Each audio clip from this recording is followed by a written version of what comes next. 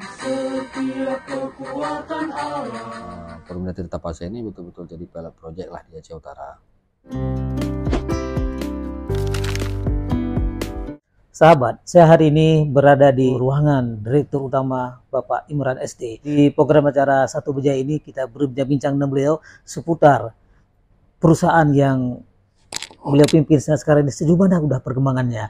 Baik, kita langsung saja. Assalamualaikum Bang. Waalaikumsalam. Baik, Pak Imran. Ya. Itu saya dengar Anda dulu kan pernah bekerja di perusahaan migas. Kenapa Anda beralih ke PDAM? Apa tujuannya? Ya, sebenarnya ini hanya seperti sebuah siklus. Siklus ya. Artinya saya pernah punya filosofi itu supaya tidak menempatkan posisi pada tempat yang nyaman itu. Iya. Artinya apa? Dalam hidup ini memang butuh perjuangan. Betul. Jadi saat saya memiliki sebuah pemikiran Iya. itu memang tetap harus saya explore, Harus dituangkan. Jadi itu termasuk pada saat dulu saya memang pernah bekerja, kemudian desain, kemudian saat saya jobless, saya harus aktif di organisasi, membuat sesuatu yang kemudian pada saat bekerja begitu pula. Saat bekerja, saat itu saya anggap saya harus melakukan sesuatu hal baru, ada peluang baru, saya akan melakukan. Nah, itu juga dengan waktu sebelum terjun ke Perumda Tirta Pasai, saya memang aktif di salah satu perusahaan migas yang ada di Aceh Utara. Aceh Utara. Tapi itu pula yang menjadi sebuah inspirasi hidup. Jadi, iya betul. Mungkin kenapa saya memilih, mungkin karena saya ingin tantangan baru. Betul. Kemudian masuk di sektor air yang menjadi mungkin banyak hal yang harus diperbuat, hak dasar bagi manusia. Dan kemudian satu lagi hal, dulu ini nggak apa-apa ya saya cerita. Nggak ada masalah, nggak masalah. Jadi kita curhat saja di sini. Dulu kan saya pernah tahun 2003 itu, saya masih 20 tahun yang lalu ya. Jadi waktu saya bekerja di salah satu perusahaan daerah, masih staff itu saya. Masih staff. Saya suka membaca tulisan-tulisan di dinding gitu. Iya. Jadi salah satu tulisan yang sampai saat ini dan sejak itu jadi terngiang di kepala saya. Saya baca satu tulisan yang di tempat ke almarhum bos saya dulu ya, Pak Azari Ali itu. Hal yang paling menyenangkan di dunia ini adalah membuat hal yang sebagian besar orang menganggap tidak mungkin menjadi mungkin. Jadi mungkin, ya mustahil jadi mungkin. Nah, ya gitu. Jadi saya tertantang dengan setiap tulisan itu. Betul. Jadi sampai inspirasi. Terus menerus saya melakukan hal-hal yang baru. Iya betul. Perubahan gitu. Ya. Nah, dia. Ini visi-visi Anda di PDM apa ya? Kalau Perumda Tirta Pasai ini dari sejak awal saya sudah menetapkan visi saya itu ini menjadikan Perumda Tirta Pasai ini sebagai perusahaan yang milik pemerintah Kabupaten Aceh Utara yang bergerak di sektor pelayanan air minum menjadi yang terbaik di Aceh, yang terbaik di Aceh, dan mampu bersaing di tingkat nasional. Iya. Nah, itu program yang sudah Anda jalankan pada saat Anda bertugas yang ini sebagai Direktur Utama, apa? Kendalanya apa? Sudah dilaksanakan apa saja? Baik. Pertama-tama saya baru menduduki jabatan Direktur Utama ini sehingga saat ini itu baru sekitar lebih kurang 4 bulan. Baru 4 bulan ya? 4 bulan ya. Jadi langkah awal pada saat saya menempatin posisi ini, pertama saya melakukan identifikasi dulu terhadap persoalan. Karena kita tahu saat kita masuk ke dalam sebuah perusahaan daerah seperti ini, kita sudah tahu tantangan yang akan kita hadapi. Betul.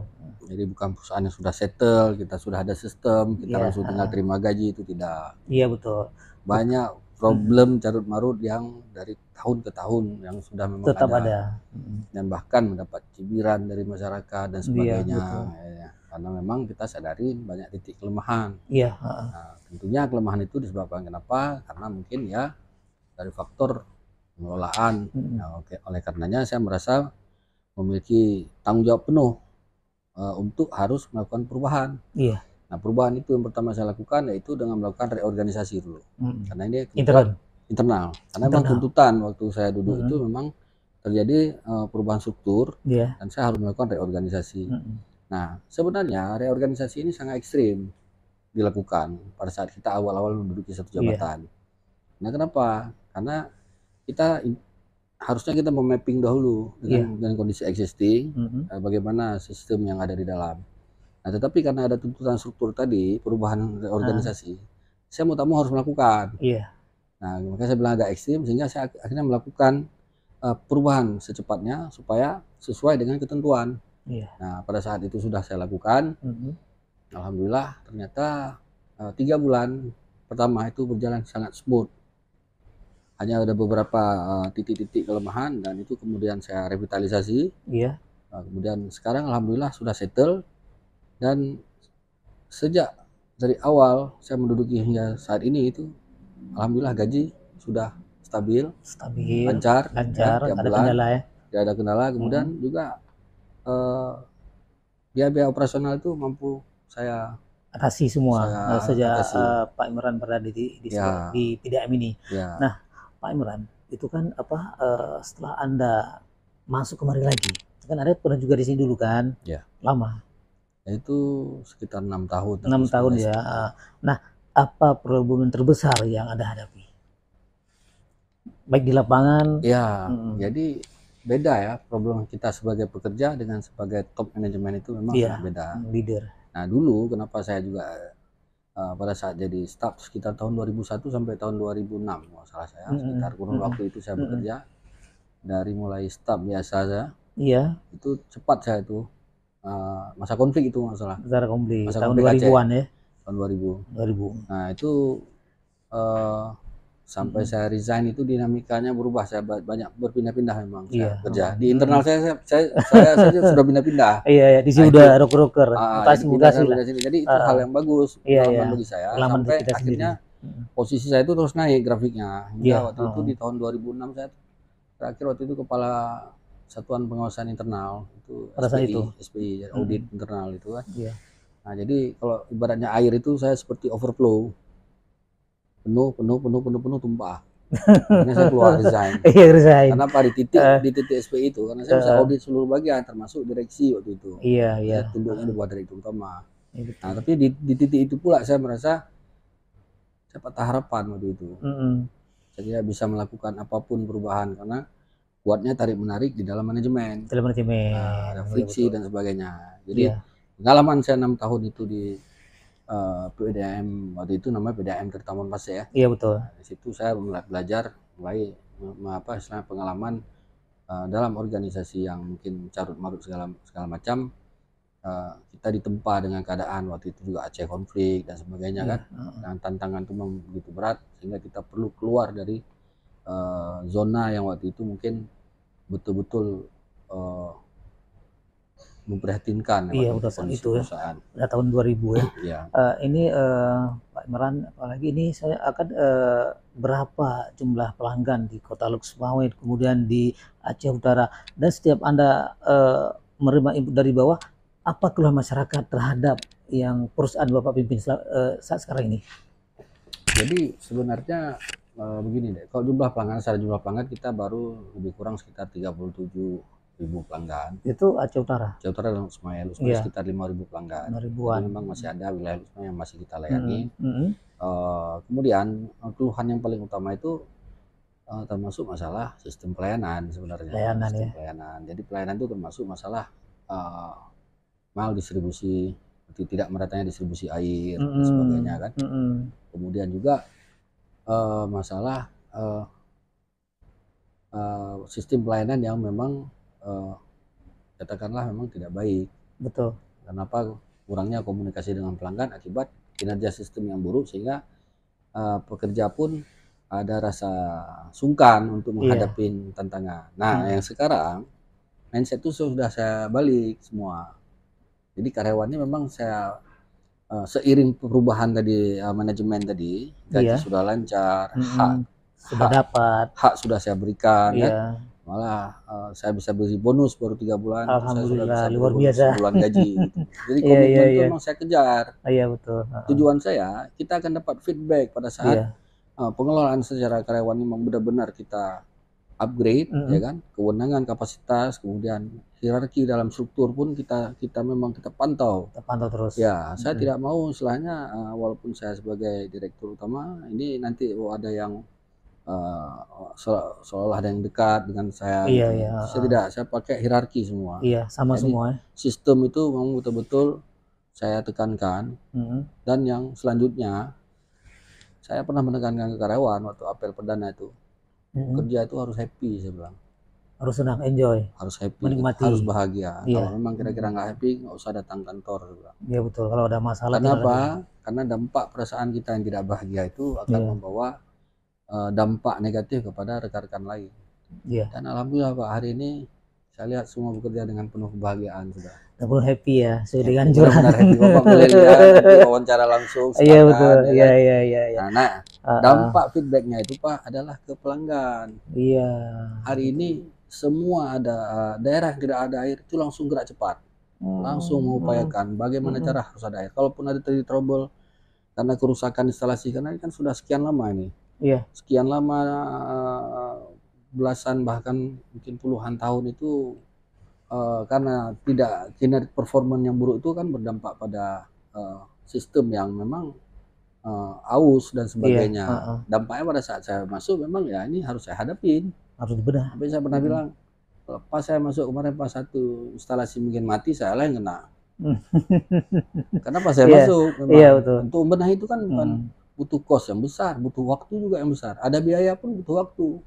Iya betul Pak. Butuh waktu. Kalau seandainya ada sekian miliar kita ada uang, oke ini kita perbaiki, kan butuh waktu. Iya, butuh proses lagi. Ya, perbaiki mungkin 6 bulan.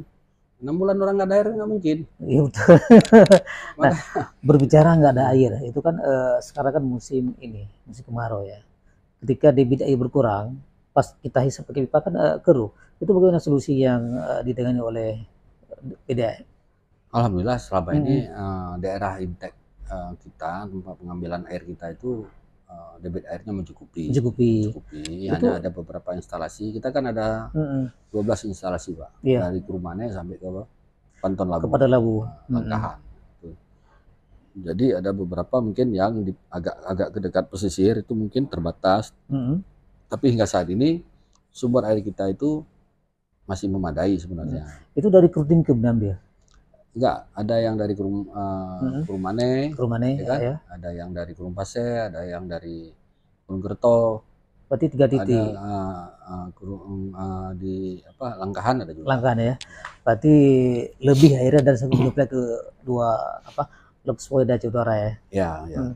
Ini Pak Direktur Utama itu saya dengar itu ada tadi bait lagu yang Bapak Direktur. Wah, itu luar biasa. Maksudnya kenapa terpikir menciptakan lagu himne tersebut? Apa? Nah, jadi ada apa itu? Ya, jadi itulah tadi saya katakan. Saya selalu menciptakan hal baru. Saya ingin semangat karyawan ini dalam membenahi perusahaan ini memang dari hati nuraninya. Iya betul.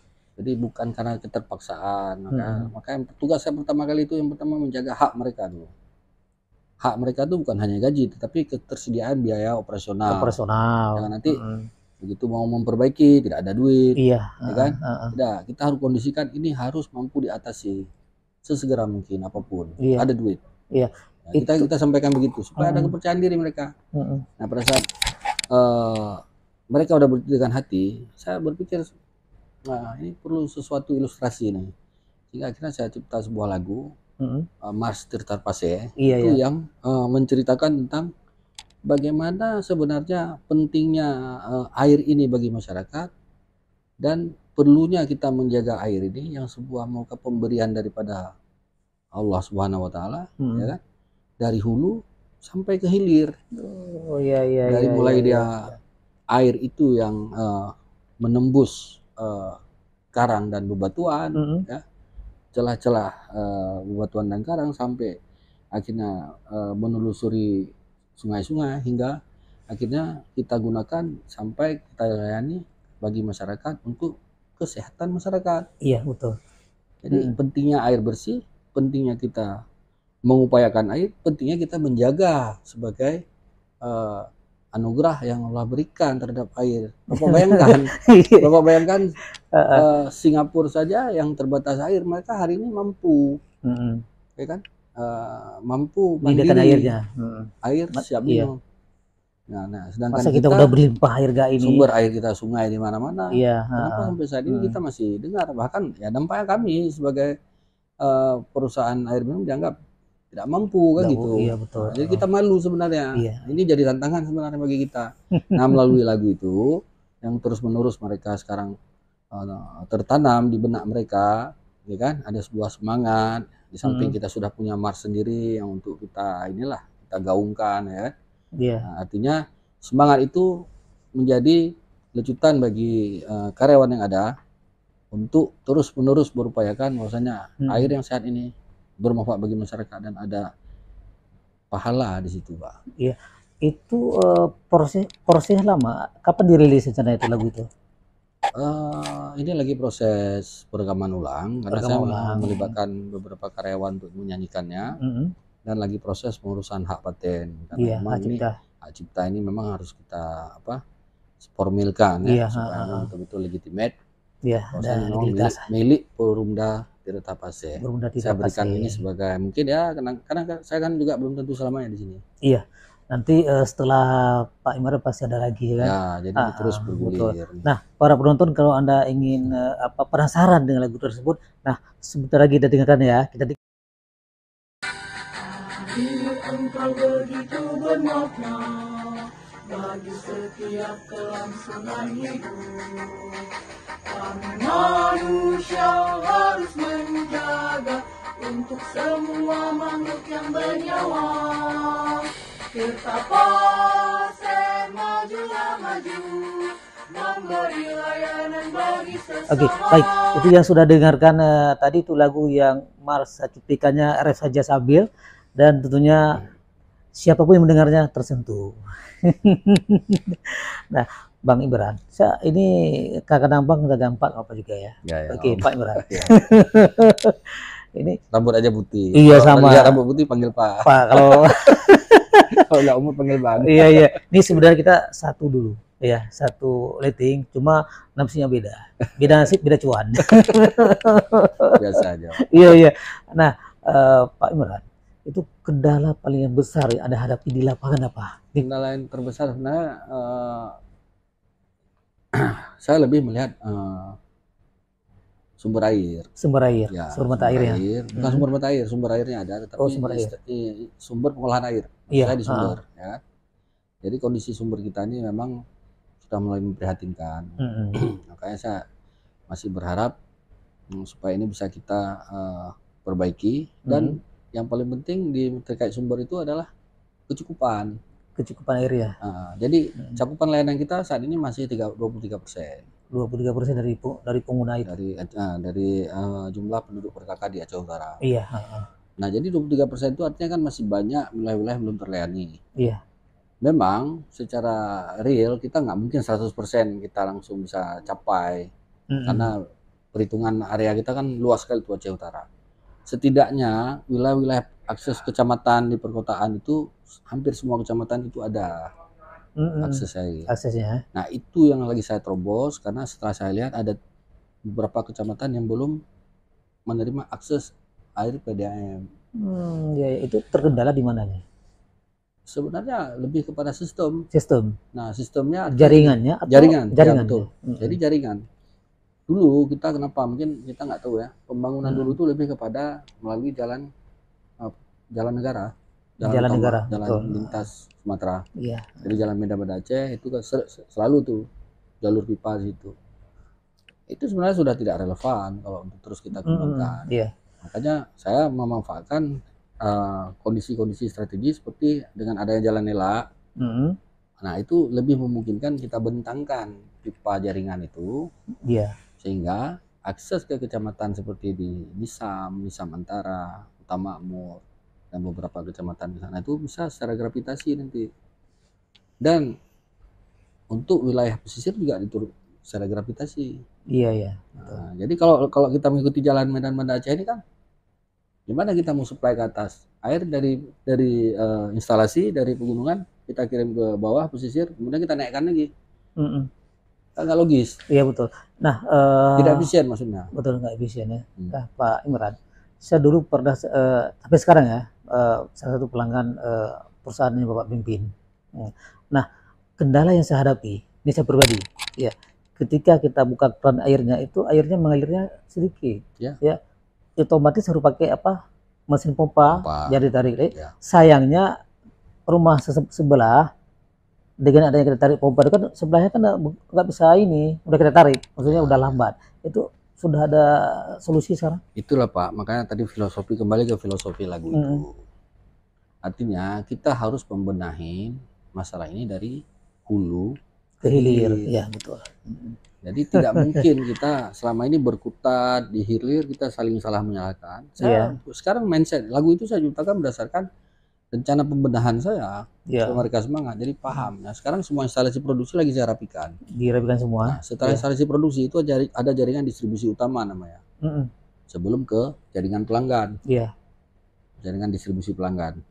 Nah, hulunya itu adalah instalasi ini dengan jaringan distribusi utama. Nah, kalau selama ini di hulunya itu, instalasinya itu misalnya kapasitasnya nggak mencukupi, otomatis air ke pelanggan yang sudah terlanjur banyak tidak mencukupi. Nah, kemudian air mencukupi, jaringan distribusi utama juga harus sesuai. Kalau terlalu kecil juga sehingga tidak mencukupi juga. Iya, betul. Nah, sekarang ini sudah mencukupi, jaringan distribusi utamanya sudah mencukupi. Persoalan lainnya apa? Baru di hilir.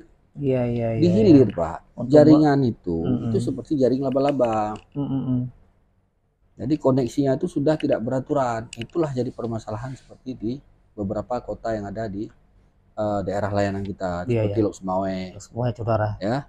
Kemudian Lok Sukun lagi kita benahi. Alhamdulillah yang seperti Bapak katakan tadi, ada yang sudah 2 tahun tidak ada air, sekarang sudah mulai ada air. Kenapa? JDU-nya itu sudah kita besarkan. Lalu kita memaksimalkan dana-dana bantuan hibah, ya kan? Tapi secara desainnya itu langsung kita rombak yang fasilitas besar. Nah, kemudian yang di perkotaan, jaringan di perkotaan itu, nah ini juga perlu kita buat sistem yang benar. Yang saya katakan tadi seperti jaring laba-laba, karena apa? Apabila buruknya pelayanan sistem kerja, itu akan berdampak kepada sistem jaringan. Iya, efeknya ke pelanggan. Kenapa? Kayaknya kan gitu, Pak. Betul. Ini cerita dalam tanah, Pak. Iya. Persoalan buruknya jaringan sudah bertahun-tahun, belasan tahun, bahkan puluhan tahun. Itu kondisi dalam tanah nggak ada yang tahu. Akan di dalam dia. Karena kenapa? Di dalam tanah. Kemudian karena buruknya manajemen, sehingga dampaknya ke manajemen berikutnya. Jadi kalau hari ini saya juga tidak mau membenahin, ke depan pun akan bermasalah, kecuali kita mau buang semua, kita bangun yang baru. Itu kan biaya besar dan tidak mungkin. Iya, besar, kan? Harus dibongkar semua. Jadi mau tak mau kita harus lakukan restorasi, pemulihan untuk bagaimana sesuai dengan secara teknikal sistem itu benar. Ya, ini butuh bukan hanya effort tapi juga pembiayaan. Sebelum kita closing, mungkin ada yang ingin disampaikan? Ya, paling saya mungkin ingin menghimbau kepada masyarakat untuk yang pertama, silakan untuk memanfaatkan layanan pembayaran air yang tersedia. Saat ini kan sudah bisa melalui media online dan sebagainya. Play Store, App Store. Melalui bank juga kita sudah buat kerjasama untuk aplikasi-aplikasi kan. Nah, kemudian juga ya mohon kesabarannya, insya Allah dengan komitmen manajemen yang kuat kali ini, saya tetap antusias. Ini akan saya benahi secara total. Dan karyawan juga senantiasa mau bekerja keras. Kali ini saya lihat komitmennya begitu kuat. Insya Allah Perum Tirta Pasya ini betul-betul jadi pilot project lah di Aceh Utara. Saat ini kita sudah ada SOP, ya kan? Sudah mulai bekerja secara sistemik, laporan dan pertanggungjawaban juga, dan secara keuangan juga kita sudah bagus, Pak. Sudah tidak terjadi hal-hal yang negatif, terjadi efisiensi ya, pemakaian biaya lebih efisien dan efektif. Nah, jadi kembali seperti tadi mungkin antara tugas dan pengabdian, Pak ya. Jadi antara tugas dan pengabdian. Ya, jadi luar biasa. Ini sebuah ilustrasi saya mungkin saya berikan ibarat mentari, Pak. Nah, mentari. Iya. Jadi ini bagi karyawan juga saya himbau, karyawan saya. Mentari, jadi ketika matahari meninggalkan cakrawala, dia itu meninggalkan kesan yang sangat indah dan sangat sulit untuk dilepaskan. Kepergian mentari itu selalu memberatkan hati. Tetapi esok pagi kehadiran mentari itu selalu dinanti. Iya, makanya iya. saya katakan kepada karyawan Perumda Tirta Pasai agar jadilah seperti mentari. Itu dia, Pak. Luar biasa. Baik, Pak Direktur Utama Perumda Tirta Pasai. Ya, terima kasih banyak atas atensi dan kebersamaannya pada hari ini. Mudahan berjalan seperti yang diinginkan sesuai dengan visi misi dan sukses selalu. Oke, terima kasih, Pak. Wabarakatuh.